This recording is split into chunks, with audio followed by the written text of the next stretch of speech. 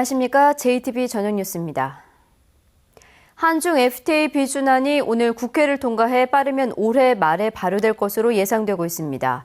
전북에서는 제조업체들이 수혜를 입을 것으로 보이지만 농업에서의 피해는 불가피해 보입니다. 보도에 김진형 기자입니다. 중국은 전북의 최대 수출 대상국입니다. 지난해 대중국 수출액은 12억 6천만 달러로 전체 수출액의 14.3%를 차지했습니다. 한중 FTA가 발효되면 중국의 관세가 순차적으로 없어져 수출이 더 늘 것으로 기대됩니다. 자동차 부품과 기계, 정밀 화학 원료 등 전북의 수출 주력 품목이 수혜 대상입니다. 중국과의 FTA에 대해 전북 기업 33.8%가 긍정적인 반응을 보인 이유입니다. 정밀 부품 쪽, 그리고 고부가가치 산업 쪽에 유리하기 때문에 단기간의 그 이익보다는 장기적으로 산업 구조를 그쪽으로 개편하는 그런 작업이 필요할 것으로 생각을 합니다. 반면 농업에서의 피해는 불가피할 것으로 보입니다. 쌀과 고추, 쇠고기 등을 제외한 70%의 농산물이 개방되기 때문에 낮은 가격을 무기로 한 중국산의 공세가 더욱 거세질 가능성이 큽니다. 전라북도는 한미 FTA와 한EU FTA에 이어 이번에 한중 FTA까지 발효되면 전북의 농업 생산액이 한 해 1,300억 원 줄 것으로 예상했습니다. 주요 품목은 모두 양호에서 제외가 됐지만 현재도 많은 양의 중국 농산물이 수입이 되고 있습니다. 그래서 우리 전라북도에서는 밭작물 중심으로 앞으로 중국 FTA 개방에 대비해서 더욱 경쟁력을 강화해 나가도록 하겠습니다.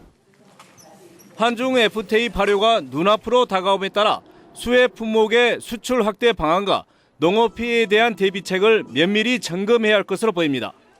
JTB 뉴스 김진형입니다. 새정치연합의 안철수 전 대표가 문재인 대표와의 연합을 거절해 당의 분열 위기가 커지고 있습니다. 11명인 전북 국회의원들의 경우 주류와 비주류로 나뉘는 모양새인데다 신당 창당 바람까지 겹쳐 당분간 혼돈의 정치가 예상됩니다. 김철 기자입니다. 유성엽 새정치연합 전북도당 위원장은 페이스북을 비롯한 SNS에서 공개적으로 문재인 대표의 사퇴를 촉구하고 있습니다. 유 위원장은 무소속 박주선 의원의 통합신당 추진위원회 출범식에도 참석해 신당을 포함한 대통합을 촉구하며 문재인 대표를 압박하고 있습니다. 대통합을 위해서는 제반 어떤 그 민주 세력들 또 신당 세력들까지 끌어모으기 위해서는 문재인 대표의 사퇴가 백의종군이 필요 조건입니다.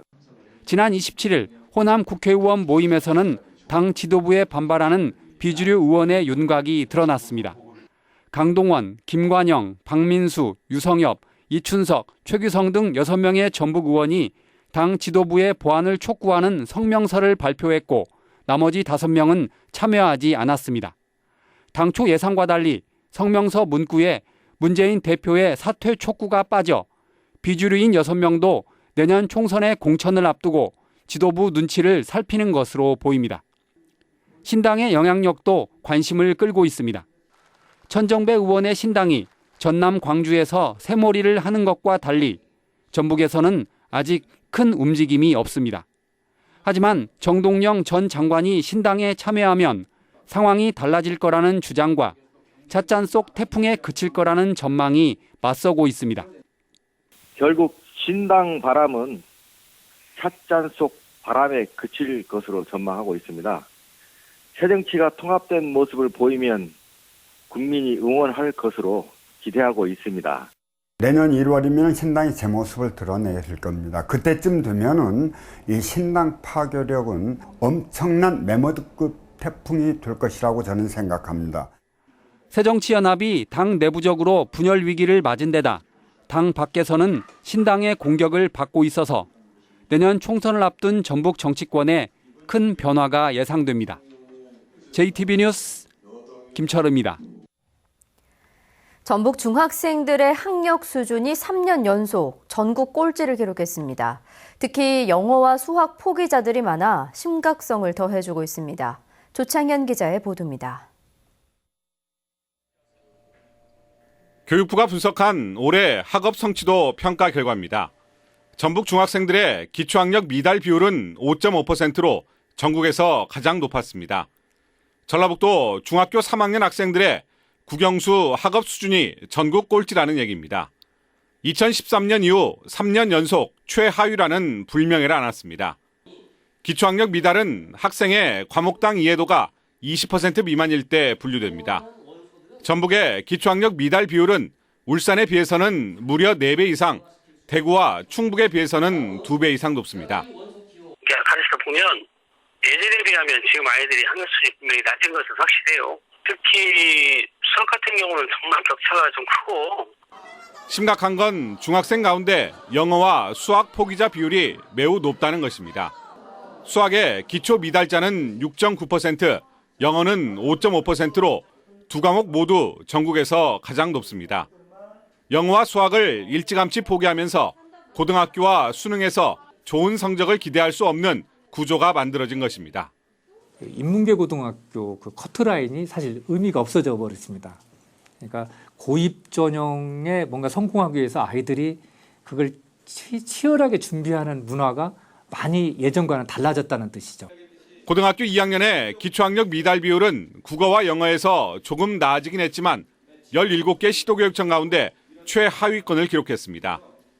기초학력 미달 비율이 높은 지역 대부분은 진보 교육감이 취임한 곳이어서 학업 성취도 평가에 반대하거나 관심도가 떨어진 것이 학력 저하로 이어지고 있다는 분석도 나오고 있습니다. JTB 뉴스 조창인입니다.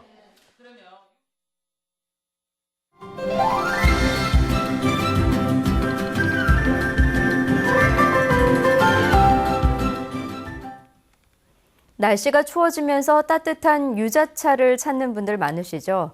유자는 비타민C가 풍부해서 감기 예방에 탁월한 효과가 있을 뿐만 아니라 당뇨 예방에 도움이 되는 것으로 나타났습니다. 건강한 생활 송창용 기자입니다. 유자 100g에는 105mg의 비타민C가 들어있습니다. 이는 하루 최소 권장량인 70mg의 1.5배에 해당하는 수치입니다. 하루 한 잔의 유자차만 마셔도 하루에 필요한 비타민C 섭취량을 채울 수 있습니다. 기본적으로 위장의 소화력을 높여주고요. 음주하신 뒤에 숙취 해소하는 데도 도움이 되고요. 그다음에 목감기에 드시거나 아니면 해수나 가래가 있을 때도 유효한 아주 좋은 약입니다. 유자는 감기와 노화 예방, 숙취 해소 등에 도움이 될 뿐만 아니라 당뇨 예방에 효과가 있습니다.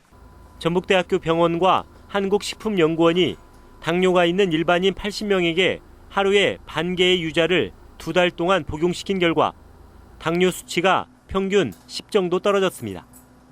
복부 비만 또한 줄어든 것으로 확인됐습니다. 유자는 껍질이 한 30-40%가 차지하더라고요, 과피가. 근데 그 껍질째 들게 됨으로써 껍질에 있는 좋은 성분을 복용하면서 이런 좋은 효과가 있지 않았나 싶습니다. 연구진은 다만 유자차를 만들어 먹을 때 설탕보다는 꿀이나 조청을 넣는 게 낫다고 조언했습니다. JTB 뉴스 송창용입니다. 지난주에 내린 많은 눈으로 전북에서는 100헥타르에 가까운 농작물 피해가 발생한 것으로 잠정 집계됐습니다. 전라북도는 지난 26일부터 27일까지 이틀 동안 최고 24cm의 눈이 내리면서 김제와 남원, 순창 등에서 97.5헥타르의 농작물이 피해를 입은 것으로 잠정 집계했습니다. 전라북도는 다음 달 6일까지 피해 신고를 추가로 받은 뒤 정밀 조사를 거쳐 복구 계획을 세울 예정입니다. 전북은 오늘 완주 13.3도, 전주 12.2도 등 어제와 비슷했습니다. 내일은 대체로 맑겠습니다. 아침 최저 기온은 영하 4도에서 영상 1도, 낮 최고 기온은 11도에서 13도가 예상됩니다. 모레는 오전부터 비가 내리기 시작해 밤에 그치겠지만 양은 많지 않겠습니다. 내일 바다 물결은 0.5에서 1.5m로 일겠습니다. 전주기상지청은 목요일부터 눈이 내리고 기온이 떨어져 추울 것으로 내다봤습니다. JTB 저녁 뉴스를 마칩니다. 고맙습니다.